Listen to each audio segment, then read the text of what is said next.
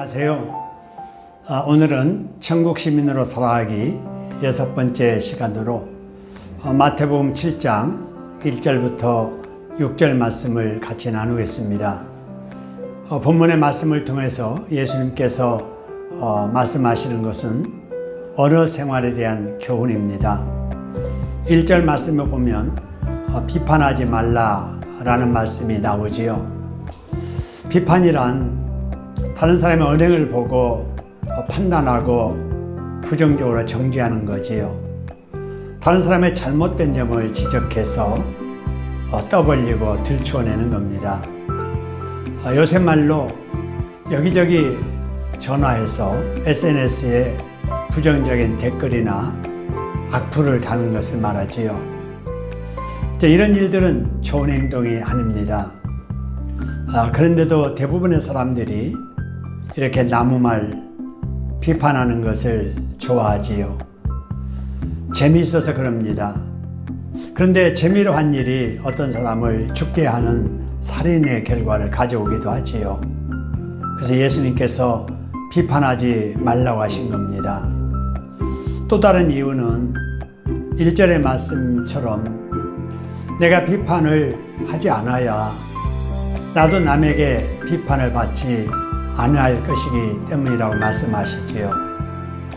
그런데도 자기는 남이 자기 말하는 것을 싫어하면서도 사람들이 만나면 아무 생각 없이 재밌거리로 어떤 사람을 대화상에 올려놓고 난도질하듯 흉보고 비난하고 비판하는 것은 천국 시민이 할 일이 아니지요. 천국 시민들은 남의 말을 좋게 해야 됩니다. 격려하는 말, 칭찬하는 말, 장점을 드러내는 말, 위로하는 말, 함께하는 사람들이 들어도 은혜가 되는 말, 당사자가 전해 들어도 기분 좋아하는 그런 말입니다. 예수님께서 비판하지 말라고 하시는 이유가 3절에도 나오는데요. 사람이라면 누구에게나 티가 있고 들보가 있기 때문에 그렇습니다. 아무리 완벽하게 사는 사람이라고 해도 티 같은 작은 실수, 허물이 없는 사람이 없고, 그럼에도 불구하고 남을 비판하는 사람일수록 자기에게는 들보 같은 큰 죄와 악이 있는 거지요. 그래서 남을 비판하기 좋아하는 사람일수록 다른 사람보다 허물과 실수가 더 많을 수가 있고요.